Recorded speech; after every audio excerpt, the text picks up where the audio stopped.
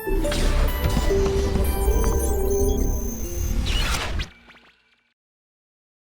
prospects for increasing significant investments in companies that are African-focused came to the fore at the Discourse on Venture Capital Financing in Africa. Organized by Proshare Nigeria's leading financial information hub, it all began with a presentation on the history and evolution of venture capital firms by Dr. Ola Brown, the founder of GreentTree Investment Company and Flying Doctors Investment Company.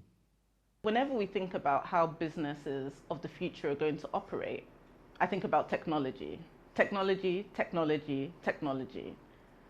And technology has a unique way of being funded, as you'll see in the next few slides.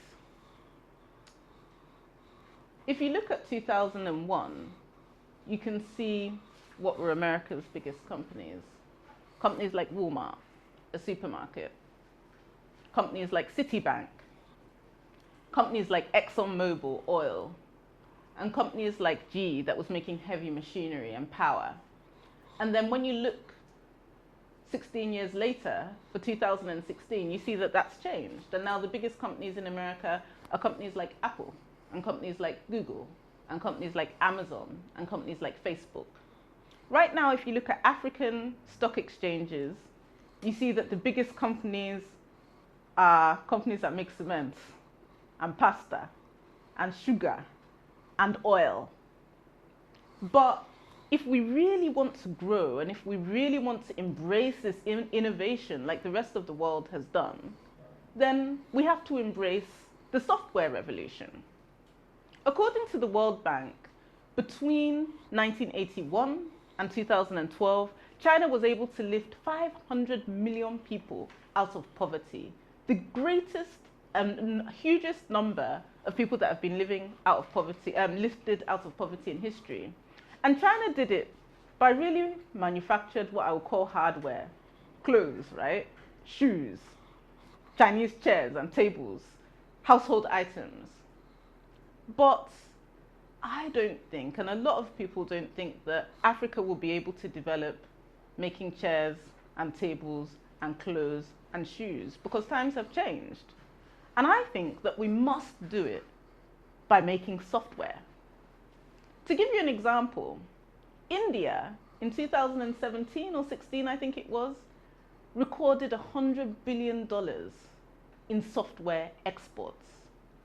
While India was doing that in the same year, Nigeria, the actual revenue from oil that went to the government was about $18 billion. So the potential of these software companies and these technology-driven companies for scale, for innovation, and for national income is massive.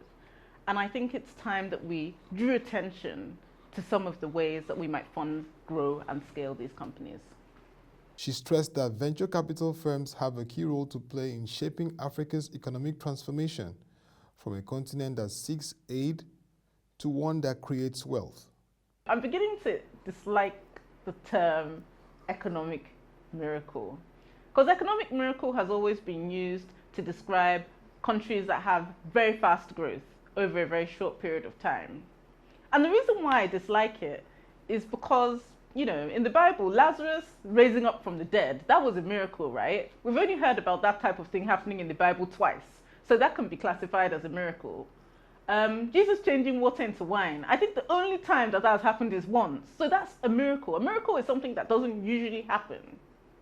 Rapid economic growth in a short space of time happened in South Korea. It happened in Japan. It happened in Israel. It happened in Brazil. It happened in Germany. It happened in Estonia. It happened in Singapore. It's happening in Rwanda. It's happening in Ethiopia before our very eyes. This thing has happened a lot of times. So why do we keep on calling it a miracle? It's just discipline. Everything we do in business in the next few decades will be somehow connected to investments that have been made in technology and software. And technology holds the potential to lift hundreds of millions of people out of poverty in what is currently the poorest continent in the world.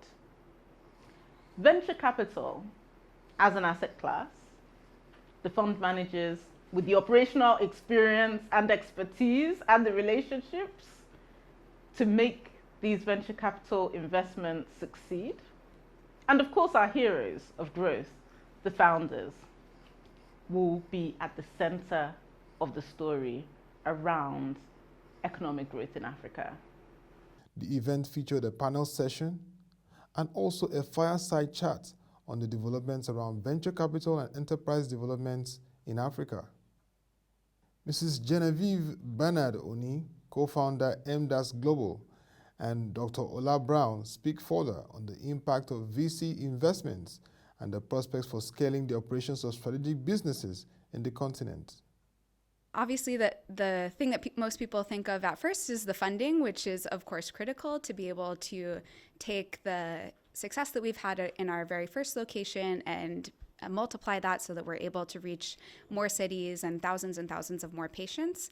And then in addition to the funding and allowing us to scale and kind of test out our model further, it's also helped us being able to tap into different segments and different networks through our investors.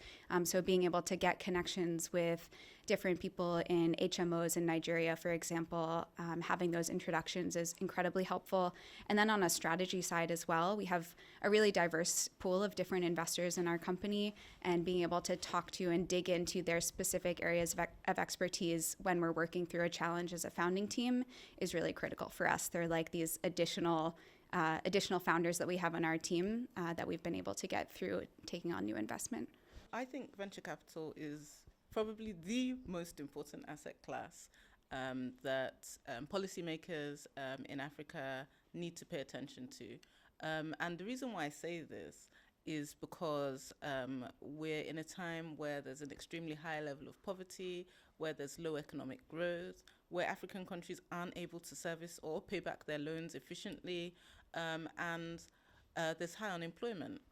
And in order to get us from this state of poverty, which we are now, into prosperity, we need sources of rapid economic growth. We need companies that are going to grow really quickly. We need countries that are going to create wealth very quickly and be able to pay taxes very quickly.